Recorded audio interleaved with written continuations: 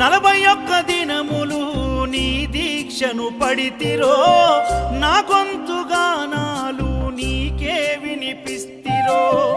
అన్ని వదిలి నేను నీ పూజను చేస్తిరో, నన్ను నేను మరచి నీ సేవలో ఉంటిరో.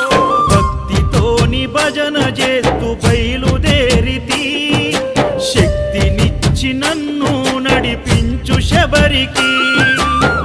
నేను అలసిపోతిని నిన్ను చూడలేనని, నీ భక్తుడైనా నే బాటసారిని.